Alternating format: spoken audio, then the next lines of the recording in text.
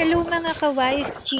So, bakit nga ba namin na isipang mag-check-in sa Boracay Oceans Club?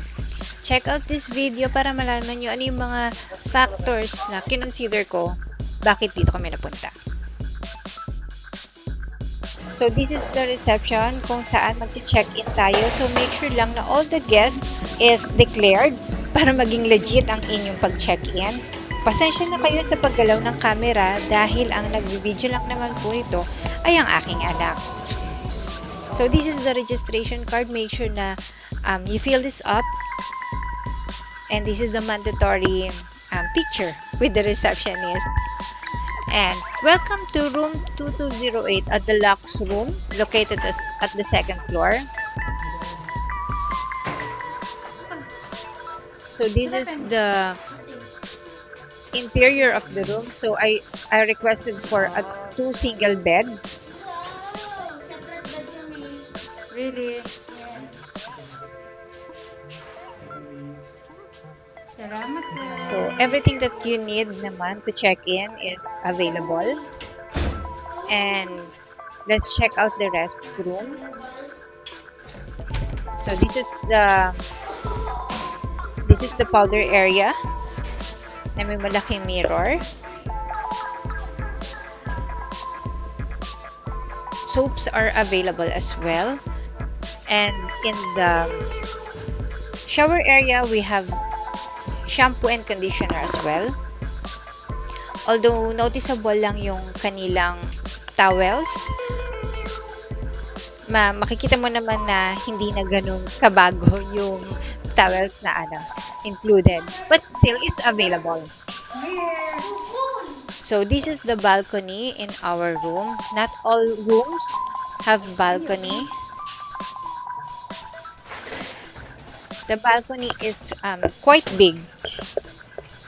At masarap mag-stay lalo na sa gabi dahil talagang mahangin.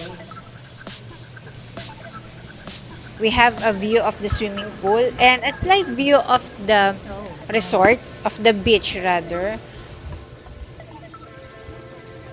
This is the room nung ginagamit ko yung action cam, and I'm thankful na wala naman ako nakita any signs of something to be scared of.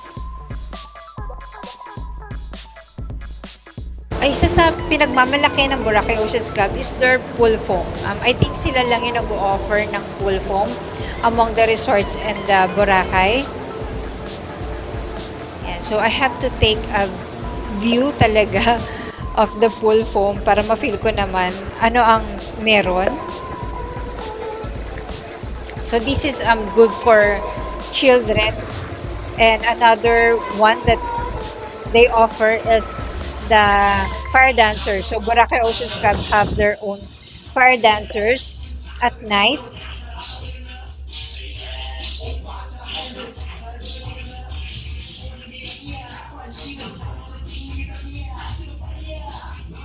So I'm letting you watch the full performance para naman maramdaman mo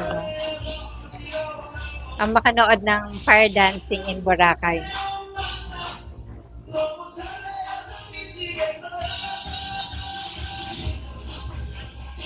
Nakikita niyo si ate, di ba napapasayaw siya? Kasi talaga mapapasayaw ka habang nanonood sa mga fire dancers.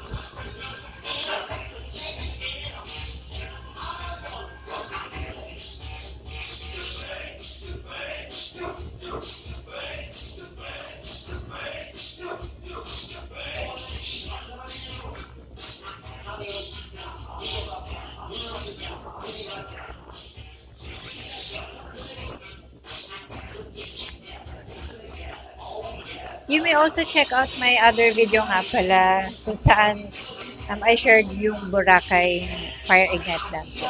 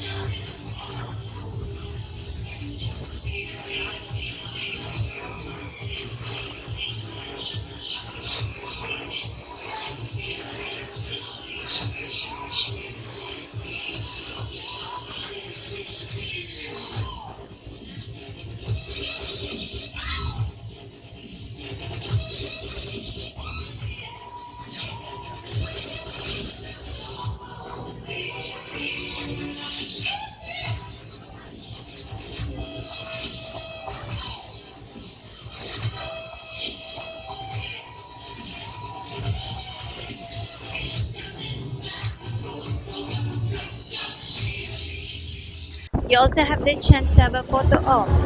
So, kung sino gusto magpa-picture with the fire dancers, ayan, may pa-effect sila. And marami talagang nanonood ng mga tao from the outside. So, kaya nagpunta ako kasi I want to see how they view the performance. And ma-enjoy ka naman talagang manood.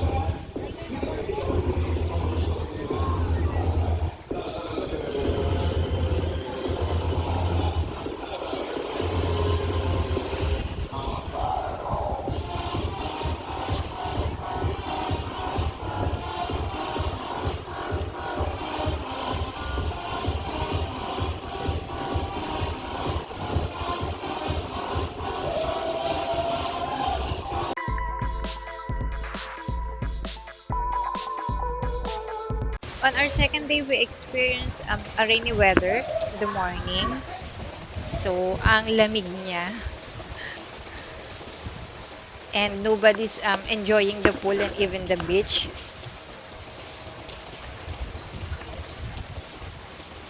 And there's a daily breakfast for all guests. 10 hours later. On the second night, we experienced yung kanilang welcome drinks. So we have welcome drinks for the three of us. And they also gave us a free cocktail for two kasi dalawang adult lang kami, which I did not try. So yung mga fire dancers, nakikipag-interact sila.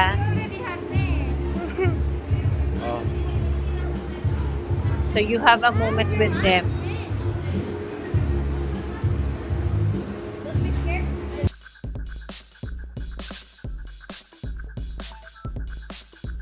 Yeah, so this is the breakfast buffet. Ay, kuya na-confused. I took this on our third day. So palaging merong breakfast buffet, palaging iba ang ulam. May at least three choices ka ng ulam. There's also bread, of course. Hindi mo siya ganun karamihan, pero it would still suffice your energy for the day. 10 hours later. So, on our third night, so, there's a new gimmick naman. So, may a VJ on the resort. So, actually, Boracay Ocean Club have 4D VJs. And yung makikita nyo sa screen, hindi po yan yung personal na VJ at that night.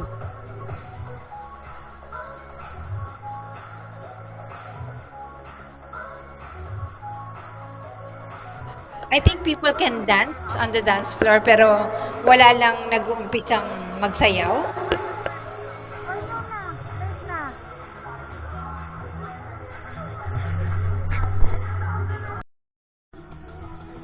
Another thing na pinagmamalaki ng Boracay Ocean Club is their roof deck. So in the roof deck, merong swimming pool which they call the infinity pool. Meron ding mini bar.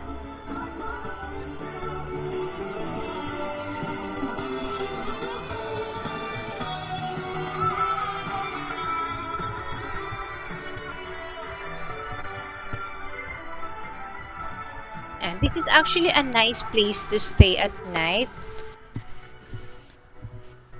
Especially sa mga couple. Because the place is intimate. The ambience is good. Less people, less music. So you can have your time here.